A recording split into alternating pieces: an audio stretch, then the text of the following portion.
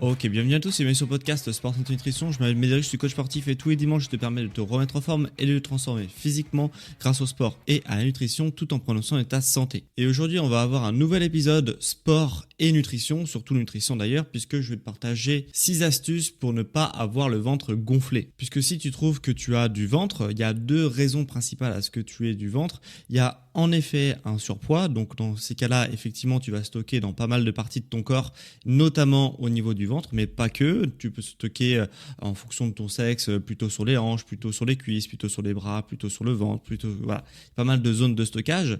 Mais ça, c'est la première raison. Et la deuxième raison, c'est que tu peux aussi avoir un ventre qui est gonflé.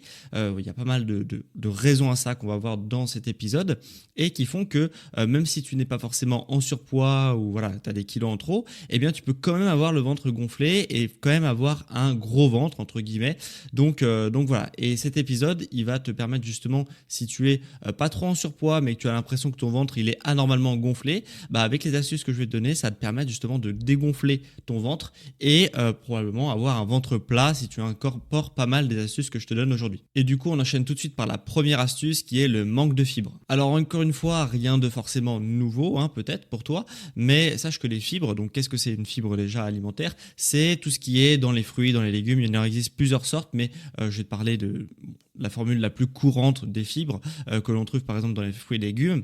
À quoi elles vont servir ces fibres? À premièrement ralentir ta digestion. Ok, donc ça c'est plutôt un phénomène indirect qui arrive avec la consommation de fibres, mais qui est toujours bien puisque du coup ça permet de diffuser lentement ton repas plutôt que ça arrive d'un coup dans ton estomac et après dans ton intestin surtout. Et deuxième intérêt des fibres, c'est que ça va venir nourrir ce qu'on appelle ta flore intestinale.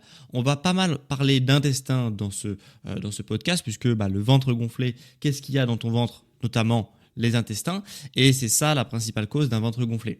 Et pourquoi du coup c'est important de nourrir ta flore intestinale, donc les bactéries qu'il y a dans ton intestin. Il y a des bonnes bactéries dans ton intestin et des mauvaises. Et à quoi elles servent ces bactéries? Elles servent à redigérer tout simplement les aliments que tu vas consommer. Il y a une première digestion qui va être faite, puis une deuxième digestion qui va être faite grâce aux bactéries. Voilà. Donc la première digestion va aller dans ton sang et la deuxième va par la fermentation, redonner des calories et redigérer les aliments qui n'ont pas été digérés sur la première digestion. Et ça va être les bactéries qui vont permettre ça. Et pour que tes bactéries fonctionnent bien, il faut qu'elles soient nourries. Et elles sont nourries grâce aux fibres alimentaires. Voilà, donc ça c'est assez important. Puisque le fait d'avoir des bonnes bactéries qui soient nourries, qui soient en bonne santé, etc., ça va aussi limiter les inflammations de l'intestin. Ce qui est très très important d'avoir un intestin qui n'est pas inflammé. Pourquoi? Parce que il faut savoir que chez n'importe quel être humain adulte, on a entre 5 et 7 mètres d'intestin à l'intérieur de nos entrailles. Donc c'est énorme, imagine 7 mètres, c'est une grande maison, voire même un immeuble, un petit immeuble. Donc 7 mètres, c'est vraiment énorme. Et il suffit que tu sois un tout petit peu inflammé pour que c'est ton intestin qui fait 7 mètres, va venir gonfler peut-être de 5%, 10% parce qu'il est inflammé et forcément il va prendre beaucoup plus de place à l'intérieur de tes entrailles. Donc il va pousser vers l'avant et ce qui fait que toi tu as l'impression d'avoir le ventre gonflé probablement parce que tu as de la graisse ou quoi, alors qu'en fait c'est juste l'intestin, enfin juste entre guillemets, l'intestin qui est inflammé et du coup qui est gonflé, qui est un petit peu boursouflé puisqu'il est inflammé tout simplement. Donc comme n'importe quelle inflammation, on va avoir justement une zone qui va se gonfler un petit peu pour justement prévenir l'inflammation. C'est un réflexe naturel du corps humain. Donc pour prévenir ces inflammations, ce qui est bien, c'est justement d'avoir des bonnes bactéries, puisque si tes bonnes bactéries travaillent, ton intestin va pas être inflammé, les substances qui doivent être digérées vont être digérées, et du coup ton intestin va pas s'inflammer. Donc premier réflexe, déjà consommer beaucoup de fibres. Donc rien de bien sorcier, mais il faut qu'à chaque repas tu aies des fruits et des légumes pour justement nourrir ces bactéries intestinales. Deuxième astuce pour ne pas avoir le ventre gonflé, c'est de manger des produits anti-inflammatoires. Bon, il en existe pas mal des produits anti-inflammatoires, mais le bon réflexe à prendre, et probablement que tu ne le fais pas, c'est les oméga 3. Pourquoi je te parle des oméga 3 aujourd'hui sur la catégorie anti-inflammatoire de ton intestin? Tout simplement parce que c'est une des grandes carences qui existent dans l'être humain moderne, c'est le manque de consommation d'oméga 3. Pourquoi? Parce qu'il en existe c'est pas trop disponible dans l'alimentation qu'on a actuellement. Ça l'était il y a quelques temps, mais maintenant on est en déficit d'oméga 3. Pourquoi? Parce que c'est dans les poissons carnassiers, donc tout ce qui est des poissons qui ne sont pas à chair blanche, donc tout ce qui est thon, truite, maquereau, sardines, saumon, etc. Donc tous les poissons carnassiers, des poissons qui mangent d'autres poissons. Donc il y aura beaucoup d'oméga 3 dedans. Et c'est aussi par exemple dans des œufs, s'ils sont enrichis en oméga 3, c'est notamment dans certaines huiles, etc. Donc ça, c'est des choses qu'on ne consomme pas. Encore les œufs, on peut en consommer relativement facilement, mais les poissons carnassiers, type saumon, thon, etc., je pense que tu n'en manges pas très très souvent. Ce qui fait que tu as un déficit en composés anti-inflammatoires, ce qui fait que tu peux avoir des inflammations qui se déclenchent, notamment dans l'intestin. Donc toujours avec la même idée de ton intestin fait 5, 6, 7 mètres et du coup s'il s'inflamme ça va prendre de la place dans ton ventre, mais sache que c'est pas uniquement à l'intérieur de l'estomac que ça peut aussi déclencher des inflammations. Quand tu as un déficit en oméga 3 et du coup un déficit en composés anti-inflammatoires qui vont lutter contre les inflammations, ça peut vraiment dysfonctionner à plein de niveaux dans ton corps. Donc c'est toujours une bonne idée de consommer beaucoup d'oméga 3. En tout cas, c'est ce que je te conseille aujourd'hui. Et donc tu pourrais justement intégrer des composés anti-inflammatoires à l'intérieur de ta nutrition. Pour tout ce qui est liste d'aliments en fonction de ce que je vais te dire aujourd'hui, sache que tu pourras retrouver à la fin de l'épisode un PDF qui te dit si tu veux manger des fruits, des fibres, il faut manger ça. Si tu veux manger des choses anti-inflammatoires, tu pourras manger ça, etc. Donc là, je vais passer rapidement sur les aliments, mais sache que, en tout cas, les oméga 3 sont des éléments anti-inflammatoires qui vont t'éviter d'avoir le ventre gonflé. Troisième chose que tu peux faire, et c'est encore une fois au niveau nutrition, c'est éviter tout ce qui est additifs alimentaires. Qu'est-ce que c'est les additifs alimentaires? C'est des substances qu'on va rajouter, que les industriels en tout cas vont rajouter pour justement avoir un produit qui soit de meilleure qualité, soit plus attractif en termes de visuel, soit plus sympa au goût. Ou pour stabiliser ton produit, pour qu'il ait une meilleure conservation. Donc il y a plein de raisons, il y a plein d'additifs différents d'ailleurs, et du coup ces additifs il faut les limiter. Alors il y en a qui sont parfaitement naturels et d'autres qui sont un peu moins naturels. Qu'est-ce qui va se passer? C'est que quand tu consommes beaucoup d'additifs, tu vas consommer des additifs qui sont plutôt ok pour la santé, on va dire, qui ont peu d'impact sur la santé, et d'autres qui vont être montés de toutes pièces, si tu veux, qui ne sont pas biodisponibles ou en très petite quantité dans la nature. Et du coup, ton corps, quand il va recevoir en grande quantité des choses qu'il n'a jamais dans son histoire eu l'habitude de traiter, eh bien, il va mal réagir et du coup il va déclencher des inflammations parce qu'il va se dire il y a quelque chose de toxique qui arrive, donc je vais m'inflammer. C'est pas comme ça que ça fonctionne, mais je te le schématise pour justement combattre les toxines qu'il peut avoir dans les additifs, puisque encore une fois c'est des choses qu'il n'a jamais durant des millions d'années d'évolution de l'espèce humaine eu l'habitude de gérer. Donc forcément il ne sait pas réagir à ça et forcément il va déclencher des inflammations et donc forcément l'intestin va gonfler et toi tu vas avoir du coup le ventre qui va gonfler également. Donc dans la mesure du possible, il faut éviter les additifs. Alors tu peux en consommer un petit peu, il n'y a pas trop de soucis avec ça, mais il faut que 95% de ton alimentation soit des choses que toi tu transformes toi-même. Et puis après, s'il y a 5% de choses où tu te fais aider par un industriel qui peut te simplifier un petit peu la vie sur certaines choses, ou que tu aimes bien justement manger de temps en temps un truc un peu dégueulasse, par un snack ou quelque chose comme ça, pourquoi pas. Mais il faut que ça reste 5% de ton alimentation, et les 95 autres pourcents, il faut que ça soit toi qui prépares justement tes repas, tes collations, etc.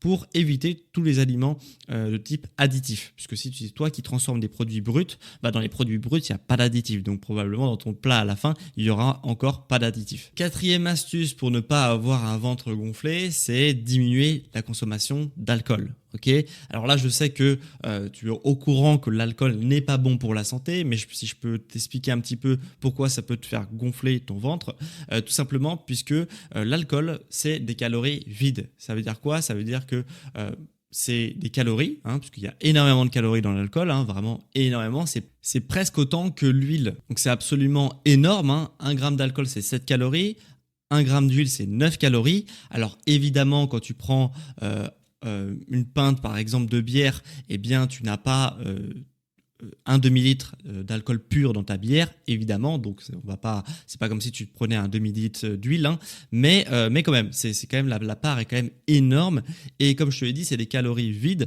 donc ça veut dire que c'est des nutriments, c'est de l'énergie que tu vas avoir, que tu vas apporter à ton corps, mais en échange, ton corps va rien avoir d'autre. Il va pas avoir de minéraux, il va pas avoir de vitamines, pas avoir d'oligo-éléments, etc. ou très très très très peu. Donc c'est des calories qu'on appelle vides. Donc c'est des calories qui apportent juste des calories que tu vas stocker, puisque ton corps va pouvoir rien tirer de tout cette énergie que tu lui donnes par l'alcool. Donc forcément, ce qu'il va faire, c'est qu'il va stocker. En plus, l'alcool va être facilement stocké autour des viscères, donc autour des organes tout simplement, et de l'intestin, etc. Donc forcément, ça va être un problème puisque l'alcool qui va être stocké autour des viscères, ça va te faire gonfler tout simplement ton ventre. Donc encore une fois, si tu ne veux pas avoir le ventre gonflé, je t'invite vraiment à réduire drastiquement ta consommation d'alcool, de garder cette consommation d'alcool que pour les occasions de temps en temps et pas de boire de manière réflexe, je quitte le boulot, je prends un verre, etc. Donc voilà, même si c'est facile à dire, quand on a pris l'habitude de faire ça pendant plusieurs années, je sais que ça peut être pas évident du tout, mais en tout cas, ça peut expliquer de pourquoi tu as le ventre qui est gonflé. Et en plus, comme l'alcool, c'est une substance qui est considérée comme toxique, entre guillemets, par ton corps, c'est pour ça que ton foie va vraiment travailler et que le lendemain, tu peux avoir des gueules de bois, tout ce qui est toxique va déclencher des inflammations. Donc encore une fois, tu vas premièrement stocker l'alcool au niveau des viscères et deuxièmement, ton ventre va être gonflé puisque ton intestin va être inflammé. Donc vraiment, l'alcool, c'est le double combo pour avoir le ventre gonflé. Et la 5e astuce pour ne pas avoir le ventre gonflé, c'est de boire beaucoup d'eau. Pourquoi ? Parce que justement, quand je t'ai parlé de toxines, quand je t'ai parlé d'inflammation, etc., tout ton corps, il a un système d'élimination justement des toxines, etc. Et qu'est-ce qu'il va faire ? Et bien justement, il va aller aux toilettes. Évidemment, l'hydratation, de boire beaucoup d'eau, ça va permettre à tes reins de filtrer pas mal de choses. Et du coup, à ton corps d'éliminer certaines toxines, donc de limiter un peu les inflammations qu'il y a dans ton corps. Donc c'est hyper important, tout comme les oméga 3, de boire beaucoup d'eau pour avoir une action anti-inflammatoire. Donc ça, c'est très très très important. Il faut savoir que pour quelqu'un qui ne fait pas trop de sport, qui a vraiment une activité modérée tout au long de la journée, etc., c'est à peu près 3 litres d'eau qu'il faut consommer par jour.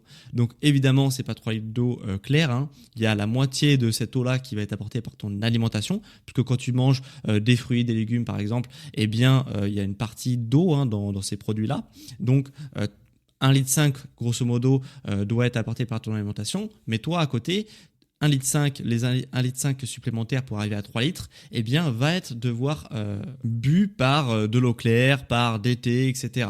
Voilà, c'est assez important d'avoir une bonne hydratation si tu veux limiter les inflammations et enfin avoir un ventre qui dégonfle, puisque probablement si ton ventre est gonflé et inflammé, il est plus gros que ce qu'il ne devrait. Donc voilà. Et ça te permet aussi de boire beaucoup d'eau, d'éviter la rétention d'eau. Je sais que c'est complètement contre-intuitif. On se dit plus on boit d'eau, plus notre corps va retenir l'eau. En fait, ça fonctionne pas comme ça. En fait, le corps, il fonctionne plus sur moins tu bois d'eau, plus le pot d'eau que tu vas me donner, je vais le garder, je vais le retenir à l'intérieur de mes cellules pour quand j'en aurai plus, pouvoir me servir de cette eau-là pour continuer à fonctionner, puisque sans eau, ton corps ne fonctionne pas. Donc, s'il est privé d'eau, il va retenir le peu d'eau à chaque fois que tu lui donnes et du coup pas le pisser, tout simplement. Donc voilà. Donc c'est très très très important de boire beaucoup d'eau pour éviter de faire la rétention d'eau. Donc à toutes les personnes qui font de la rétention d'eau, probablement, vous ne vous hydratez pas assez. Et enfin, 6e astuce pour ne pas avoir le ventre gonflé, c'est évidemment de faire du sport. Alors de manière générale, le sport c'est très bien, ça permet de dépenser pas mal de calories, donc in fine peut-être de perdre un peu de poids et du coup de perdre, même si on peut pas localiser la perte de poids, la perte de graisse, tu peux pas localiser au niveau du ventre le fait de perdre du gras au niveau du ventre, mais le fait de faire du sport, ça va te permettre de perdre du poids de manière globale et du coup de perdre un peu au niveau du ventre. Mais par contre, ce que tu peux faire, même si tu peux pas cibler une perte de gras, comme je te l'ai dit, tu peux par contre avoir un ventre qui va être beaucoup plus gainé et du coup le bon réflexe c'est pas de faire des crunchs puisque les crunchs vont avoir l'effet inverse. Le crunch c'est l'exercice tu sais où tu as les mains sur les tempes et tu essayes de les rapprocher au niveau du bassin ou des genoux. Voilà, ça c'est un très très mauvais exercice à ne surtout pas faire. Pourquoi? Parce qu'il va justement pousser tes viscères, pousser ton intestin vers le bas, dû justement à la flexion du buste que tu fais. Et bien si tu le fais très souvent tous les jours etc., au bout d'un moment eh bien, tes viscères vont être poussés vers le plancher pelvien, poussés du coup vers les parties génitales, grosso modo, et du coup, tu peux avoir un ventre qui est gonflé et même en bas, hein, au niveau vraiment du bas, pas au niveau du nombril, mais un peu en dessous. Et ça, c'est très très mauvais, c'est un très très mauvais exercice. Moi, ce que je te conseille, justement, pour avoir un ventre qui est tonique et du coup qui va pas, il peut avoir du gras dessus, mais il va être relativement plat. Eh bien, c'est justement de faire du gainage. Donc, tous les exercices de gainage où justement tu vas lutter contre la pesanteur, etc.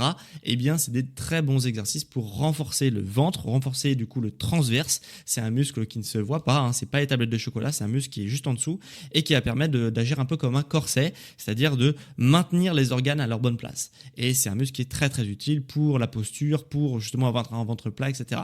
Donc, je sais que de faire du gainage, c'est pas l'exercice le plus fun, hein, puisque c'est un exercice de résistance où on a un peu mal tout le temps et voilà, c'est relativement dur. Mais quel que soit le sport que tu fais, je t'invite vraiment à rajouter des séances de gainage avant, après, pour justement au bout d'un moment, avoir un ventre qui va être de plus en plus gainé et un ventre qui ne va pas ressortir vers l'avant. Donc ça, c'est très très important aussi de faire du sport et notamment de faire du gainage, quel que soit le sport que tu fais. Donc, si je récapitule un peu l'épisode, encore une fois, tu vas avoir un petit PDF qui sera offert, récapitulatif des aliments, des exercices, etc. que tu dois faire pour justement ne pas avoir un ventre qui est gonflé.